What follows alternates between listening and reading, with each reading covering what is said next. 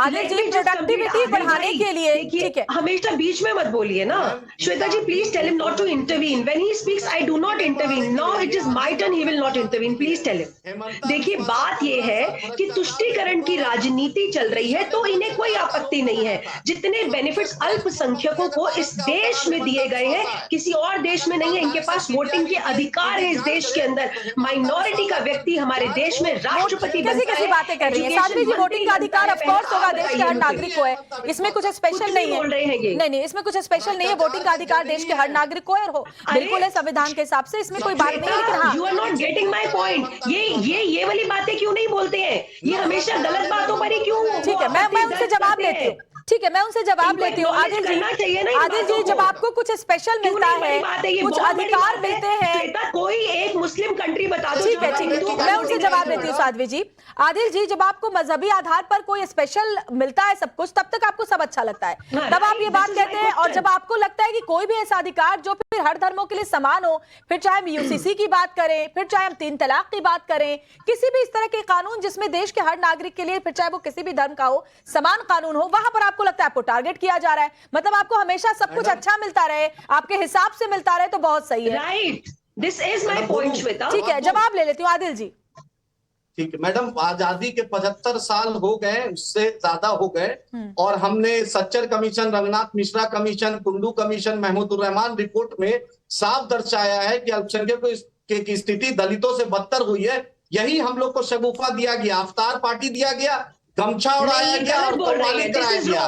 75 साल में मेरी स्थिति जो 35% एजुकेशन पे थे, आज हम 1.5 से 2% पे आ गए। हमारा हर कुछ छीन लिया गया। किसने छीन लिया और क्या छीन लिया? फैक्चुअल बात कीजिए आदिल जी, बेकार की बातें मत करिए। यही हेमंता विश्वासा, बेकार की बात मत कीजिए। 15 साल कांग्रेस में मंत्री था और मुसलमानों के दरवाजे पर वोट की भीख मांगता था। यही हेमंता विश्वासा भ्रष्टाचार का प्रदेश के मुख्यमंत्री है वो, आप उनके लिए पहले ऐसे शब्दों का इस्तेमाल मत कीजिए। मंत्री है उनके लिए आप ऐसे इस्तेमाल मत कीजिए, ऐसी बात मत कीजिए।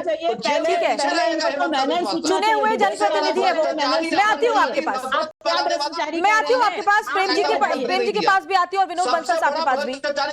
एक बड़ी खबर आ रही है इस बीच, गिरिराज सिंह ने राहुल, अखिलेश और तेजस्वी पर निशाना साधा है कि ये लोग मुस्लिमों के ठेकेदार हैं। तो केंद्रीय मंत्री गिरिराज सिंह ने कहा कि राहुल अखिलेश की सरकार बनी तो शुक्रवार को छुट्टी कर देंगे, 2 घंटे की नहीं, पूरे दिन की। इनकी सरकार होती तो शुक्रवार छुट्टी होती। ये लोग भारत को पाकिस्तान बना देंगे, गिरिराज सिंह कह रहे हैं। भारत और पाकिस्तान और बांग्लादेश बना देंगे ये लोग। हिंदू ने सोमवार मंगलवार की छुट्टी मांगी है क्या, कि शुक्रवार को 2 घंटे की छुट्टी या फिर पूरी छुट्टी चाहिए? इस तरह के सवाल केंद्रीय मंत्री गिरिराज सिंह उठा रहे हैं। प्रेम जी, सवाल ये पहले सुन लेते हैं, फिर मैं आती हूँ प्रेम जी आपके पास। तेजस्वी यादव हो या अखिलेश यादव हो, ये मामला विशुद्ध रूप से एक देश एक कानून है।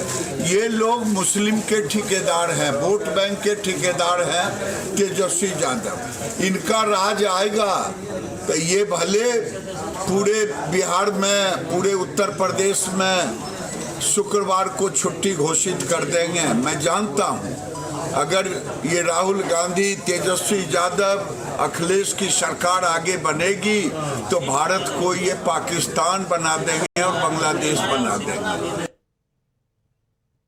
तो प्रेम कुमार जी हमारे साथ जुड़े हुए हैं। प्रेम जी, आपने सुना कि देखिए हर पार्टी अपने अपनी विचारधारा, अपने अपने वोट बैंक के हिसाब से। नहीं, प्रेम जी के पास मैं आऊंगी। Please ma'am, 20 second please. 20 second में ऐसा क्या, आप 20 सेकंड में ऐसा क्या बहुत बड़ा फैक्ट आप सामने रख देंगे? बोलिए। ठीक है, बोलिए। मैं बता रहा हूँ, गिरिराज जी के कार्यकाल में जो मंत्री थे, भारत सबसे बड़ा बीफ का एक्सपोर्टर हुआ।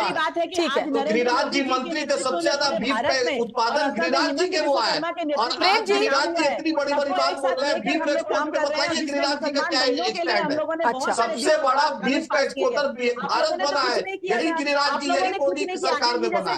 हो गया आदिल जी, बेवजह मुसलमानों को परेशान कर, कौन मुसलमानों को परेशान कर रहा है? बेकार की बात आप कर रहे हैं। उसका पहला नाम हेमंता। आपसे मैं सीधा सीधा सवाल पूछ रही हूँ कि आपको 2 घंटे नहीं मिलने से क्या दिक्कत है? गिरिराज सिंह को रखे हैं कि भोपू की तरह कुछ बोलते रहे, बेरोजगारी, रोजगार पर लोग नहीं सवाल कर रहे, पार्टी के जरूर भोपू ही होंगे, लेकिन सबसे बड़ी बात है कि भारतीय जनता पार्टी जितना मुसलमानों के लिए काम किए, खुद मुसलमान गिरिराज के सिंह नेता का उसको मतलब नहीं भी है काम कर चुके हैं। भोपू मैं तो सिंह। ये कहना चाहूंगी कि उनका आज नाम है तक आपने गिरिराज सिंह नहीं, मुसलमान औरतों भोपू की सिंह है। स्टेटस को, उनकी बेगूसराय स्थिति में को काम कुछ सुधारने के किए लिए नहीं, क्या काम किया? बेरोजगारी बढ़ भारतीय गई, जनता महंगाई पार्टी की बढ़ गई, सरकार में किया लेकिन है। गिरिराज सिंह का वहाँ मतलब है असम में भोपू हिमंत सिंह। बिस्वा कुछ ना शर्मा कुछ ने हिंदू आज भारतीय मुसलमान, जनता पार्टी हिंदू के नेतृत्व में मुसलमान, भोपू जो सिंह, काम हो रहा है गिरिराज मुसलमान सिंह, बहनों के लिए, भोपू सबको सिंह, लेकर के गिरिराज लिए, सिंह का आप मतलब लोगों ही ने है क्या भोपू। किया है? आप तो सबसे भोपू बड़ा है, बीफ खुद का आप राजनीति एक्सपोर्टर करते अगर हैं, बना लेकिन तो इस आप लोगों मोदी ने वोट बैंक सरकार की में राजनीति और की गिरिराज मुसलमानों सिंह को लेकर। पशुपालन मंत्री यही थे। भारतीय जनता पार्टी सबसे की बड़ा सरकार है कि बीफ का आत्मनिर्भर एक्सपोर्टर बना भारत, है जिसमें हम सभी और का हक है, सबसे बड़ा हिंदू भारत को मुसलमान बीफ सिख ईसाई एक्सपोर्टर सभी बनाया का है हक इसी है। नरेंद्र और हम मोदी की चाहते सरकार हैं कि ने। हमारी कहाँ मुसलमान गया बहनें भी गिरिराज सिंह का बैठे, दौर अच्छा लेकिन दल? आप तो चाहते हैं कि कहाँ लोगों गया का पैसा नॉर्थ ईस्ट मिले, में? लोगों इतना का दौर पैसा अच्छा आप दल खाएं, कहाँ नहीं जाता है सांसद और नॉर्थ ईस्ट विधायक लोग 2 घंटा पूछिए 3 घंटा नॉर्थ की ईस्ट में क्यों छुट्टियां नहीं जाता बनाए, है गौर अच्छा ऐसा अब दल? नहीं चलेगा। गोवा में जो क्यों नहीं जाता है असंवैधानिक गौर है वो अच्छा दल? हटाया गया है। पूछिए और इनसे। हमारे भारत में मैडम से भारतीय जनता पूछिए पार्टी रत्ना के जी से, नेतृत्व नहीं में, नहीं आई है फर्क, नरेंद्र तब मोदी के पूछिए नेतृत्व में और गौर हिमंत अच्छा बिस्वा दल क्यों नहीं नॉर्थ ईस्ट ठीक है जाता? प्रेम जी, मैं आपकी बात से आती हूँ। हो गया आदिल जी, रत्ना जी मैं दिखा रही हूँ, समझ गए, मैं आप दोनों की बात समझ गई। मैडम आप आपको लोगों का समझ गए, वोट नया लूट नया रहे हैं आई और है, कुछ ठीक नहीं है। कर रहे हैं, बदतमीजी कर रहे हैं अपने लोगों के साथ। प्रेम जी, आपने भी इतने वक्त बड़े मीडिया हाउस में काम किया है, बहुत अच्छा आपका एक्सपीरियंस रहा है। आपने भी देखा है कि कैसे जब हम रमजान के दौरान की बात करें, इफ्तार के वक्त आपसी सहमति, आपसी प्रेम से मुस्लिम समुदाय के लोगों को इफ्तार के लिए ब्रेक देना हमेशा से हिंदू समुदाय ने किया है। जब नवरात्र का मौका होता है तो मुस्लिम समुदाय की तरफ से हिंदू समुदाय के लोगों को थोड़ी देर उनका काम हाथ में ले लिया जाता है। इस तरह की व्यवस्था एक समानता लाती है। लेकिन किसी धर्म के आधार पर आपको 2 घंटे की छुट्टी सिर्फ नमाज पढ़ने के लिए मिले, आपको उस हिसाब से छुट्टी मिली, ये तो असमानता की बात हुई। क्या इसका स्वागत नहीं किया जाना चाहिए? जो प्रथा 1937 से चली आ रही है, क्या उसी को हम हमेशा बनाए रखेंगे? फिर आप किस तरह से समानता की बात करेंगे? कुछ बातें घोषित होती हैं और कुछ अघोषित होती हैं।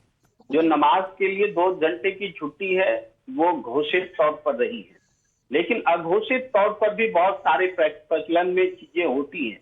देश में कौन सा सरकारी कार्यालय होता है जहां सत्यनारायण भगवान की पूजा नहीं होती कोई नई बात शुरू होने पर, जहां पर नारियल नहीं फोड़े जाते, जहां पर मूर्ति नहीं रखी जाती? तो नमाज पढ़ने की मनाही तो अभी भी नहीं है ना प्रेम जी? नमाज पढ़ने की मनाही तो अभी भी नहीं है। मैंडेटरी तो नहीं है ना कि इतनी तारीख को इतने घंटे हर महीने छुट्टी मिलेगी सत्यनारायण पूजा के लिए, ऐसा तो नहीं है ना? किसकी भी साथ है जो दिमाग 2 घंटे तो नहीं दिए जाते हैं। 2 हर महीने की किसी खास तारीख को मिलती है क्या पूजा के लिए कोई मैंडेटरी छुट्टी?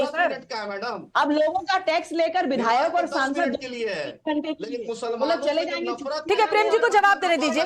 रत्ना जी, प्रेम जी को जवाब दीजिए। प्रेम जी, नहीं, एक तो मुझे बोलने के लिए अवसर नहीं मिला, आप आए भी, बोलना शुरू करते ही नहीं कि अरे काउंटर पॉइंट आने दीजिए, आप दूसरा पॉइंट लीजिए। यहाँ झगड़ने के लिए थोड़े बैठे, बोलिए। एक काउंटर पॉइंट हम दे रहे हैं कि बहुत सारी अघोषित तौर पर नीतियां होती है, ये घोषित था, यही फर्क था। हमने ये भी कहा कि ये अंग्रेजों के जमाने से, अंग्रेजों के प्रति हमारे मन में जो नफरत है, उस नफरत का इस्तेमाल मुसलमानों को दी गई सुविधाएं मिटाने के लिए थोड़े करेंगे। ये सुविधा अगर आप मिटा रहे हैं, खत्म कर रहे हैं, तो इसका मतलब है कि नमाज पढ़ने की कोई विशेष व्यवस्था भी कर रहे होंगे विधानसभा में। तो ये नमाज पढ़ना खत्म नहीं कर रहे, ये बात हिमंत बिस्वा शर्मा भी बोल रहे हैं। नमाज पढ़ेंगे, ये बात भी है। तो इसका मतलब है क्या विधानसभा परिसर में कोई प्लेस दिया जा रहा है? मतलब आप ये चाहते हैं कि हर जगह नमाज पढ़ने के लिए प्लेस दिया जाए? किया गया था, ठीक है।